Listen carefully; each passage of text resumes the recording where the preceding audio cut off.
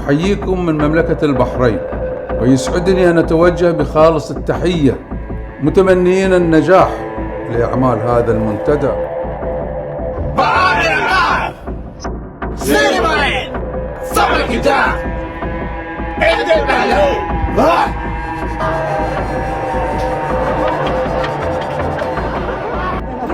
The referee waiting for Bahrain to score the goal and he called it off.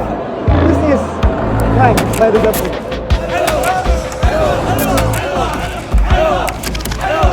Kualitas pertandingan harus ditingkatkan dan harus benar-benar fair.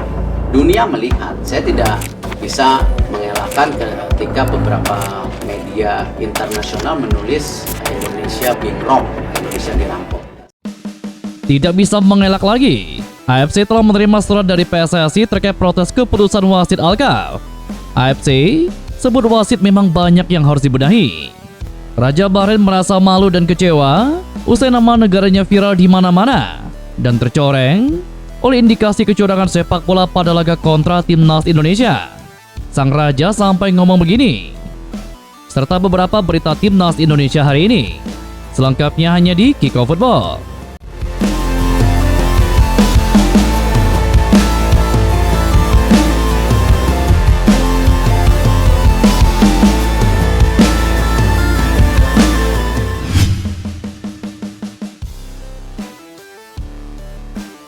AFC langsung menanggapi PSSI yang melayangkan surat protes terkait wasit pertandingan Bahrain kontra timnas Indonesia dalam laga putaran ketiga kualifikasi Piala Dunia 2026 di Stadion Internasional Bahrain Rifa pada Kamis 10 Oktober 2024 malam itu.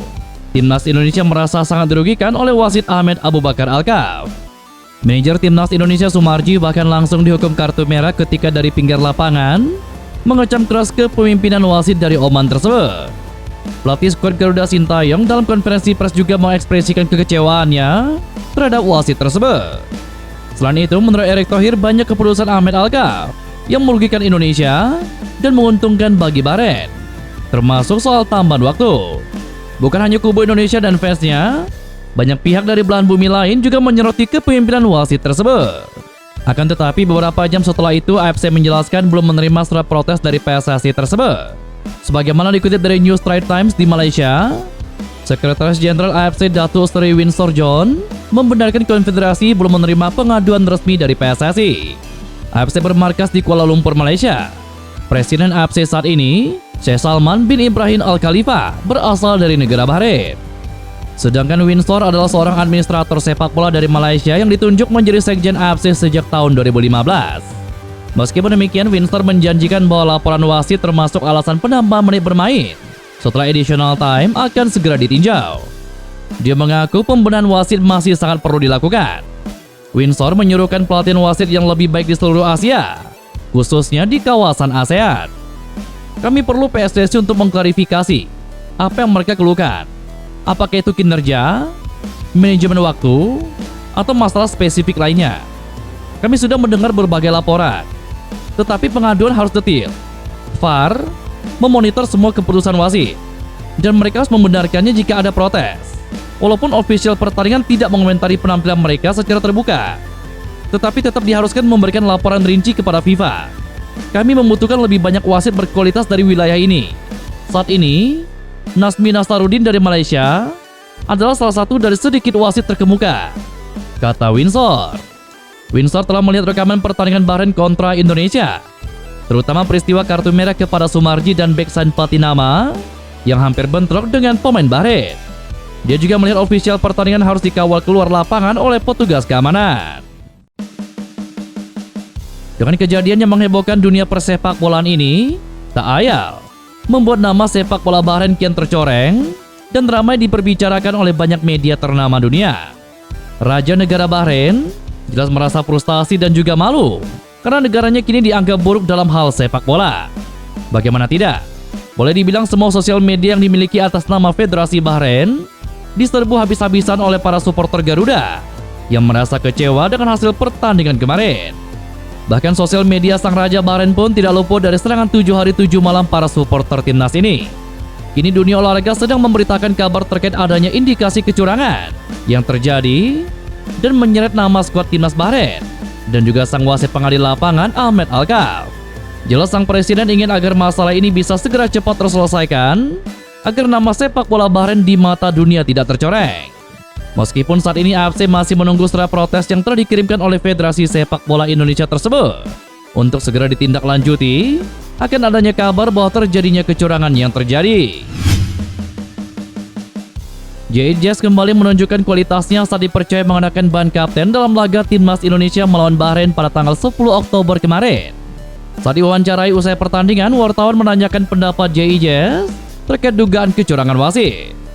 Memang selepas pertandingan, para pemain, staf pelatih, hingga ofisial Timnas Indonesia memprotes keputusan wasit asal Oman itu karena merasa dirugikan.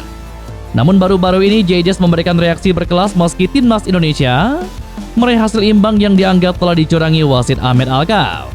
Namun pemain berusia 24 tahun itu tetap tenang dan memilih untuk tidak terjebak dalam kontroversi. Ia menekankan bahwa dalam sepak bola kejadian seperti ini adalah bagian dari permainan. Menurutnya daripada memfokuskan energi pada hal-hal di luar kendali, tim harus belajar dari pengalaman dan terus maju.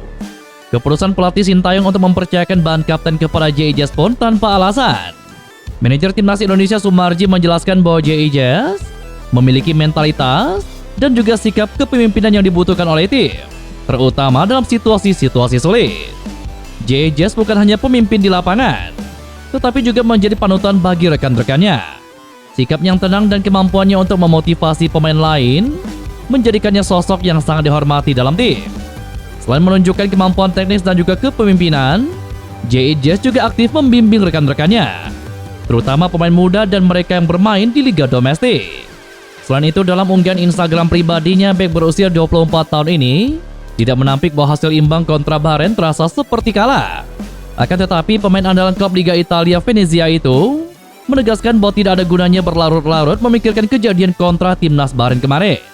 Kapten Timnas Indonesia itu kemudian masih menaruh kepercayaan diri yang tinggi bahwa Indonesia akan meraih kemenangan di laga berikutnya. Media Vietnam menyoroti kepastian Kevin Dix bakal menjalani proses naturalisasi sebagai warga negara Indonesia dan akan segera bisa membela Timnas Indonesia di kualifikasi Piala Dunia. Media Vietnam Bongda 24 ikut menuliskan kepastian Kevin Dix bakal menjalani proses naturalisasi. Mereka menyebut dalam pemberitaan mereka bahwa program naturalisasi ini adalah langkah nyata dari kerja keras PSSI mencari talenta-talenta berdarah Indonesia yang bisa dinaturalisasi. Media tersebut juga kembali mengingatkan bahwa Indonesia sudah memastikan naturalisasi Mesilgers di kesempatan sebelumnya. Bahkan Mesilgers sendiri sudah menjalani debut bersama Timnas Indonesia pada laga kontra Bahrain.